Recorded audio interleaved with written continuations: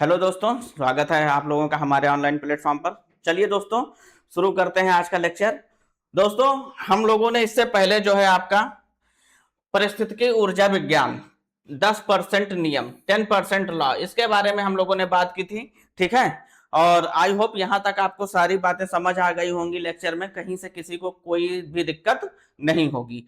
अगर किसी को किसी भी प्रकार की समस्या है यहाँ तक, तो आप हमसे कांटेक्ट कर सकते हैं व्हाट्सएप के थ्रू या कमेंट के थ्रू। ठीक है, चलिए इसके आगे का टॉपिक जो है उसको हम देखते हैं आज, और शुरुआत करते हैं। उत्पादकता की धारणा, कंसेप्ट ऑफ प्रोडक्टिविटी। ठीक है ना, कॉन्सेप्ट ऑफ प्रोडक्टिविटी, इसके बारे में हम लोगों को आज बात करनी है। तो देखिए, इकाई क्षेत्रफल और इकाई समय में ऊर्जा युक्त कार्बनिक पदार्थों के संश्लेषण की दर को उत्पादकता कहते हैं। ठीक है ना, अब देखिए क्या है, इकाई क्षेत्रफल और इकाई समय, मतलब कि एक डेफिनिट टाइम और डेफिनिट पीरियड और डेफिनिट ज्योग्राफिकल एरिया, ठीक है ना, में ऊर्जा युक्त कार्बनिक पदार्थों के संश्लेषण की दर को ही क्या कहते हैं, उत्पादकता कहते हैं। The rate of synthesis of energy rich rich organic matter, ठीक है ना, per unit area and per unit time is called productivity. ठीक है ना, मतलब कि एक डेफिनेट एरिया में एक डेफिनेट टाइम में जितनी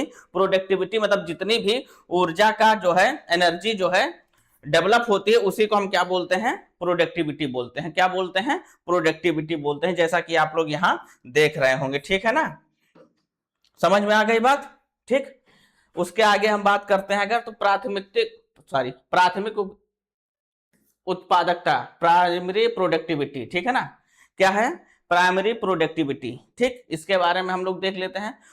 उत्पादकों, पौधों द्वारा और ऊर्जा को कार्बनिक यौगिक में बदलने की दर। ठीक है ना, the rate at which solar energy is converted into organic component by producer. ठीक है, तो सोलर एनर्जी को ऑर्गेनिक कंपोनेंट में कौन कन्वर्ट करता है, सॉरी ऑर्गेनिक कंपाउंड्स में कौन कन्वर्ट करता है, तो वह करते हैं प्रोड्यूसर्स। तो प्रोड्यूसर्स कौन होते हैं, प्लांट्स होते हैं, जैसा कि आप लोगों को पहले से ही पता है। ठीक है, तो सोलर एनर्जी को जो है ऑर्गेनिक कंपाउंड्स में कौन कन्वर्ट करता है, तो ये आपको आंसर देना है क्या, प्लांट्स या प्रोड्यूसर्स। ठीक है, अगर आंसर आता है, क्वेश्चन आता है इस तरीके का, तो आपको यही आंसर लगाना है। ठीक है ना, सकल प्राथमिक उत्पादकता, ठीक है ना, जिसे बोलते हैं जीपीपी। क्या बोलते हैं, जीपीपी, ग्रॉस प्राइमरी प्रोडक्टिविटी। क्या बोलते हैं, ग्रॉस प्राइमरी प्रोडक्टिविटी, प्रकाश संश्लेषण द्वारा निर्मित कुल कार्बनिक पदार्थ। ठीक है ना, तो जीपीपी किसे बोलेंगे, प्रकाश संश्लेषण द्वारा निर्मित कुल कार्बनिक पदार्थ, मतलब कि जितना टोटल बन रहा है उसको हम बोलते हैं क्या,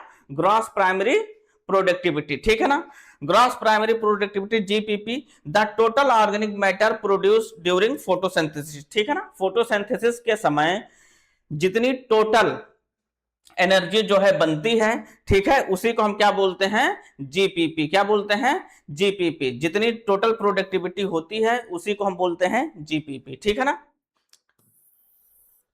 इसको आपको याद रखना है। ठीक, देखिए, शुद्ध प्राथमिक उत्पादकता एनपीपी, नेट प्राइमरी प्रोडक्टिविटी। अब इसको देखो थोड़ा ध्यान से। ठीक है, पौधों द्वारा श्वसन, रिस्पायरेशन के बाद बची हुई ऊर्जा जो उपभोक्ताओं को उपलब्ध होती है, उसी को हम बोलते हैं क्या, एनपीपी, मतलब कि नेट प्राइमरी प्रोडक्टिविटी। ठीक है, क्या बोलते हैं, नेट प्राइमरी प्रोडक्टिविटी। अब देखिए, एनपीपी किसे बोलते हैं, पौधों द्वारा श्वसन, मतलब कि अगर कोई प्लांट है वह अपनी श्वसन प्रक्रिया में जितनी भी एनर्जी को लॉस करता है, जितनी भी एनर्जी को खर्च करता है, उसके बाद जो एनर्जी उसके पास बचती है, जो क्या होती है, उपभोक्ताओं को उपलब्ध होती है। ठीक है ना, जो उपभोक्ताओं को उपलब्ध होती है उसी को हम बोलते हैं क्या, एनपीपी, नेट प्राइमरी प्रोडक्टिविटी। क्या बोलते हैं, नेट प्राइमरी प्रोडक्टिविटी। जैसे कि आप इंग्लिश में भी देख लीजिए, net primary productivity NPP, the energy remaining after respiration by plant. ठीक है ना, which is available to consumers. ठीक है ना, जो कि किसके लिए उपलब्ध होती है, कंज्यूमर्स के लिए उपलब्ध होती है, उसी को हम बोलते हैं एनपीपी।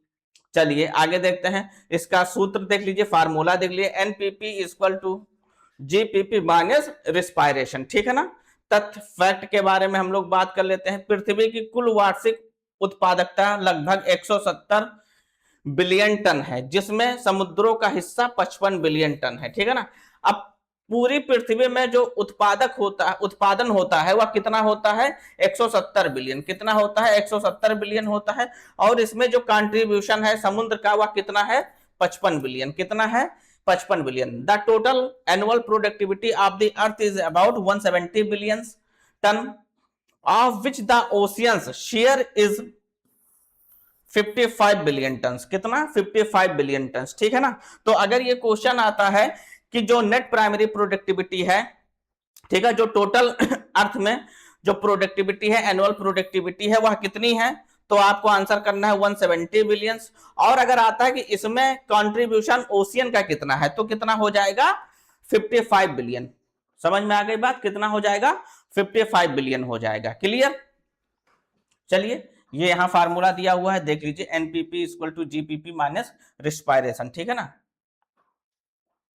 चलिए, द्वितीयक उत्पादकता, सेकेंडरी प्रोडक्टिविटी, उपभोक्ताओं जंतुओं के स्तर पर नई जैविक ऊर्जा या द्रव्यमान बायोमास के संचयन की दर। ठीक है ना। The rate of accumulation of new organic energy और biomass at the level of consumers. Consumers का मतलब क्या होता है? एनिमल्स। ठीक है, क्या होता है? एनिमल्स। ठीक है ना। अब यहां देख लीजिए आप, सेकेंडरी प्रोडक्टिविटी में देखिए, the rate of accumulation of new organic matter biomass at the level of consumer. ठीक है ना। किसके लेवल पर इसकी बात की जा रही है? तो कंज्यूमर्स के लेवल पर बात की जा रही है। किसके लेवल पर बात की जा रही है? कंज्यूमर्स के लेवल पर बात की जा रही है। ठीक है ना। चलिए, परिस्थितिकी अनुक्रमण, इकोलॉजिकल सक्सेशन क्या होता है? किसी क्षेत्र में समय के साथ साथ जीव समुदायों के क्रमबद्ध परिवर्तन को अनुक्रमण कहते हैं। क्या कहते हैं? क्रमबद्ध परिवर्तन को अनुक्रमण कहते हैं। The orderly change in the biological communities in an area over time is called succession. जैसे कि अब यहां देखिए, ठीक है ना, ये क्या हो रहा है? यहां सक्सेशन हो रहा है। ठीक है ना। मॉसेस, ग्रास बिट्स, ठीक है ना, सर्वलैंड, सर्ब्स एंड फॉरेस्ट। ठीक है ना। तो मतलब क्या हुआ? यहाँ पहले क्या था? कुछ नहीं था, फिर मॉसेस हुए, फिर ग्रास बिट्स हुए, फिर सर्वलैंड हुए, फिर सर्ब्स हुए, फिर फॉरेस्ट हो गया। ठीक है ना। तो ये क्या हुआ? धीरे धीरे क्या हो रहा है? परिवर्तन हो रहा है कि किसी एक वेल डिफिनिट जियोग्राफिकल एरिया में एक डिफिनिट टाइम इंटरवल के अंतराल क्या होना, उसमें चेंजेस आना। ठीक है ना। और बाद में एक फाइनल इकोलॉजिकल सिस्टम बन जाना।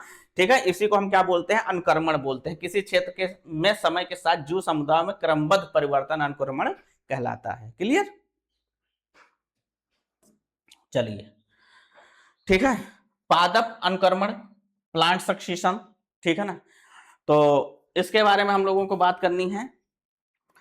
और आज का ये टॉपिक बहुत ही छोटा था, लगभग मुश्किल से हमें लगता है 10 या 15 मिनट का ये क्लास होगी, हो सकता है इससे भी कम की हो। ठीक, इसलिए क्योंकि कहीं हम लोगों को निकलना है किसी काम से, और कल ही सारे टीचर आ गए हैं यहाँ, छुट्टी खत्म हो चुकी है होली की।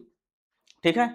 तो आज ये एक क्लास हमने रिकॉर्ड करके आपके व्हाट्सएप उस पे क्या बोलते हैं, यूट्यूब पर डाल दे रहे हैं हम लोग।